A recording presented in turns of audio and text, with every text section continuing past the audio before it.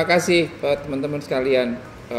Mas Oto, terima kasih sudah hadir di ngobrol-ngobrol kita.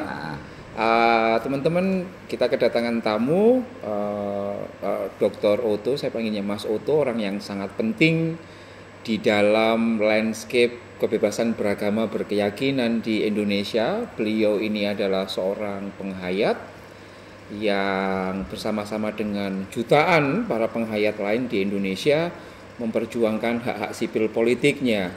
Dan posisi beliau di samping sebagai pengajar, salah satunya di Universitas Ciputra Surabaya, Mas Oto ini adalah Ketua Presidium MLKI, Majelis Luhur Kepercayaan Indonesia di wilayah Jawa Timur.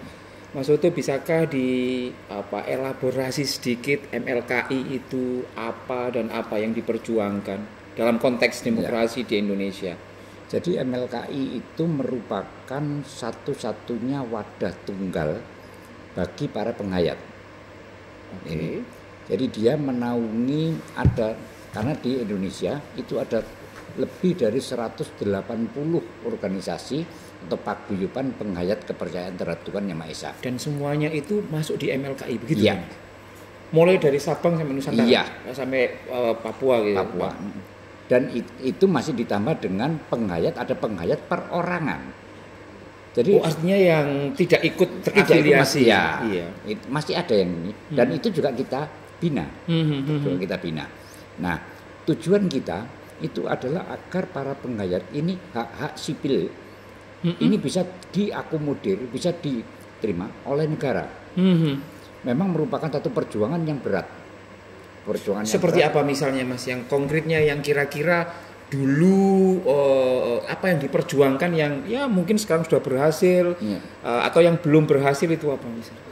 Atau contoh misalnya pendidikan, dari aspek pendidikan. Dahulu pendidikan kepercayaan terhadap Tuhan Yang Maha Esa itu tidak ada dan tidak boleh. Oh iya, yang di sekolah-sekolah memang nggak ada. Di sekolah. Tapi sekarang ada. Dulu kan ikut gabung ya. Kalau dia KTP-nya Islam, dia ikut Islam. Nah, sekarang ini sudah ada pendidik mulai dari SD sampai perguruan tinggi. Pendidikan kepercayaan terhadap Tuhan Yang Maha Esa. Dan itu e-raportnya juga sudah ada. Anunya itu. Itu berdasarkan keputusan Menteri Pendidikan dan Kebudayaan nomor 27 tahun 2016. Oh, jadi waktu presidennya itu adalah sudah Jokowi. Oh, Jokowi ya? Jokowi. Oke. Jokowi. Nah, ini satu. Kemudian untuk masuk ke ASN. Ini juga sudah diakui. ASN, TNI, Polri. Dulu nggak boleh. Dulu nggak boleh. Artinya kalau KTP-nya atau kalau dia terdeteksi penghayat, dia nggak akan bisa. Nggak bisa. Kalau mau masuk dia harus berpura-pura masuk ke agama. Nah, kemudian pemakaman ini penghayat kepercayaan ini dahulu ini kita masih sulit. Tetapi dengan munculnya keputusan bersama Menteri Dalam Negeri dan Menteri Pendidikan dan Kebudayaan nomor 43 dan 41 itu bahwa penghayat kalau meninggal itu bisa dimakamkan di makam umum. Dulu makamnya dulu masih nyampur karena KTP masih ikut agama yang itu diinstruksikan di dalam amanat bahwa pemerintah daerah harus menyediakan lahan untuk makam umum. Oh iya. Termasuk yang penghayat itu tadi. Tetapi sekarang masih belum semua daerah itu menyediakan lahan untuk makam umum. Bahkan makam umum yang ada itu diklaim menjadi makam salah satu agama. Yang banyak itu ya agama makam Islam. Ya itu. Nah ini yang contoh saja daerah saya. Di mana itu Mas? Sidoarjo ya? Sidoarjo. Iya. Dulu saya juga ikut urunan membeli lahan. Makam itu, lahan itu ya. Kita beli lahan. Urunan rame-rame. Sekarang menjadi makam Islam. Artinya kalau katakanlah kalau salah satu anggota penghayat masuk keluarganya meninggal dan dia KTP-nya penghayat, tidak akan bisa masuk. Tidak bisa. Sudah pernah ada kejadian kayak gitu nggak Mas? Kalau di Sidoarjo masih belum. Tapi di Jawa Tengah sudah. Oke. Jawa Tengah sudah malah dibawa dari satu makam ke makam yang lain. Oh, seperti dicari-carikan gitu ya. Kemudian di Kediri juga ada penghayat yang meninggal itu dimakamkan di rumahnya, di halaman rumah. Karena tertolak itu. Iya, karena tertolak. Ini satu realitas ya, saya mengatakan satu realitas. Nah, dari sini sebenarnya kemudian perkawinan. Iya. Perkawinan sekarang juga bisa dilakukan secara penghayat kepercayaan. Iya. Siapa yang menikahkan adalah pemuka penghayat. Oke. Siapa pemuka penghayat adalah mereka yang sudah mendapatkan sertifikat dari menteri. Sekarang itu sudah mulai ada perbaikan gitu kan. Ya, ini yang jadi kita sudah mulayan. Kemudian kita juga mengangkat asesor misalnya ya. Asesor untuk apa? Asesor untuk menguji calon-calon guru kepercayaan. Oh, oke, iya. Kebetulan di Jawa Timur ada 2 asesor. Ada 2, salah satu diantaranya adalah saya. Oh, oke. Asesor nasional.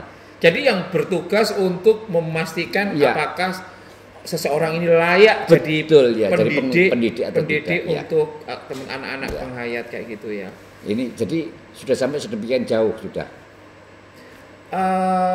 Ini bisa dikatakan bahwa kualitas demokrasi di Indonesia itu bisa dikatakan bagi kepentingan teman-teman penghayat semakin bagus atau biasa saja atau seperti apa, Mas? Kita semakin bagus. Jadi pelaksanaan demokrasi di Indonesia menurut dari perspektif penghayat kita semakin baik. Tetapi kalau kita lihat juga ternyata dikotori oleh oknum-oknum sebagian dari masyarakat yang akan berusaha untuk merusak demokrasi ini dengan kondisi suhu politik yang sudah mulai meningkat ini. Soal kepemimpinan dan sebagainya, kemudian soal khilafah dan sebagainya. Ini yang sebenarnya memprihatinkan. Keuntungan dari penghayat itu tidak pernah unjuk rasa, tidak pernah demo. Penghayat itu, kalau kita demo hanya membagikan bunga misalnya, tidak sampai destruktif, tidak sampai nyegel, yel dan sebagainya, tidak. Nah, dari sini sebenarnya kita tetap, kalau misalnya ada seseorang yang ingin merusak, maka kita hanya memohon kepada Tuhan. Kita bersama-sama kita melakukan sujud tirakat. Jadi sujud tirakat, sujud memohon petunjuk kepada Tuhan agar mereka ini bisa dieliminir. Jadi kita itu hanya selalu memohon permohonan dari Tuhan. Contoh misalnya kita ada kasus unjuk rasa 411. Yang terakhir yang di samping Istana Merdeka yang meminta Jokowi mundur misalnya Jokowi mundur. Apa aktivitas penghayat? Kita memohon, kita ada sujud yang disebut dengan sujud teteki. Jadi sujud teki itu adalah satu sujud permohonan kepada Tuhan. Apa dikapakno iki? Iya, mau diapain gitu. Jadi tolonglah Tuhan bahwa negara kita ini yang sudah bagus ini jangan sampai dirusak oleh tangan-tangan jahil, tangan-tangan yang tidak punya tanggung jawab. Itu sebenarnya. Menarik sekali.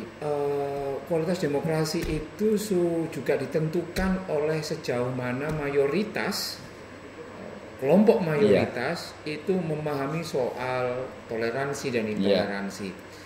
Nah, Mas Oto, data-data yang saya dapatkan itu menunjukkan bahwa tingkat toleransi di kalangan kelompok mayoritas Islam di tingkatan mahasiswa itu tidak bisa dikatakan membahagiakan. Betul.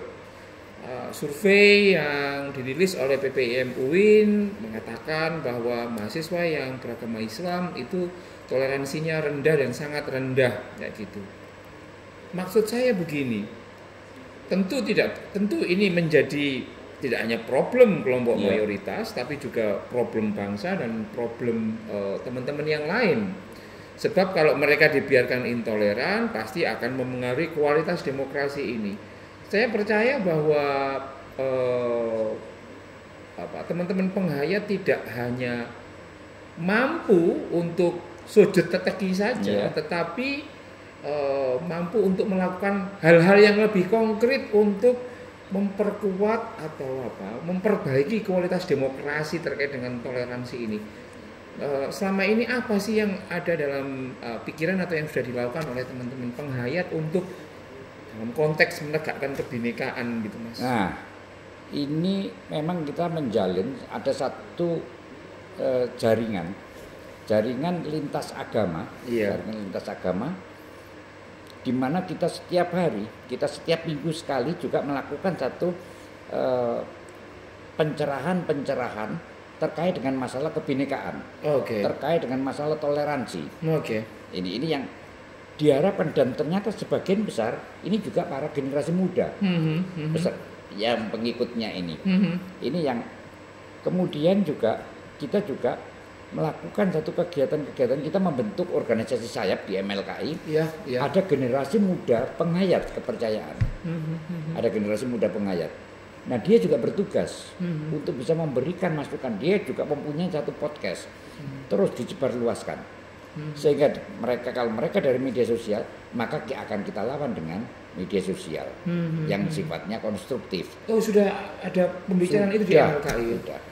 Mas, kalau boleh tahu berapa sih jumlah kalau seluruh penganut penghayat kepercayaan seluruh Indonesia yang per hari ini dideteksi oleh teman-teman MLKI? Itu 12 juta. Cukup besar ya Mas? Cukup besar, potensi kita cukup besar sebenarnya. Cukup besar sekali. Potensi kita cukup besar, seperti di daerah Sumba, itu hampir seluruhnya. Oh iya, itu apa namanya?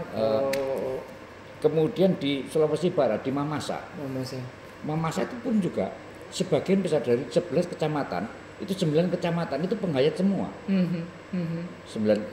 Yang 2 kecamatan itu beragama Hindu.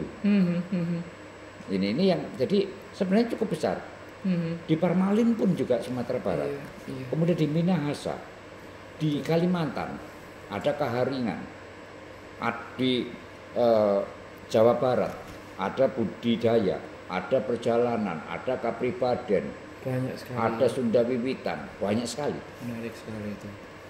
Ini di Jawa Timur juga ada yang hampir sama dengan Sunda Wiwitan. Namanya Sedulur Sikep. Nah, Sedulur Sikep itu kalau dulu kita menyebut dengan orang Samin. Tapi dia tidak mau disebut dengan orang Samin. Kalau ditanya agamanya apa, saya beragama Adam. Itu masuk juga di MLKI. Iya. Menarik sekali. Mas, yang terakhir soal potensi penggunaan politik identitas di dalam ini kan kita mau pemilihan presiden kayak gitu, dan bagaimana terkait dengan bahayanya penggunaan politik identitas ketika digunakan pada saat politik elektoral nasional presiden ini, apa yang diharapkan? Kita berharap bahwa masyarakat kita jangan terprovokasi dengan masalah-masalah yang demikian. Karena politik identitas itu sifatnya hanya sementara. Jadi sifatnya hanya sementara dan tidak langgeng dan tidak untuk kepentingan semua umat. Jadi itu kita harus berhati-hati di dalam memilih sumber daya yang akan kita usung. Artinya jangan pilih calon presiden yang menggunakan atau yang menjual ayat-ayat politik identitas. Politik identitas. Karena itu akan mengganggu Pancasila ini. Mas Toto, terima kasih. Sama-sama. Sebagai tamu di podcast ini, kita ketemu lagi di episode yang akan datang. Terima kasih.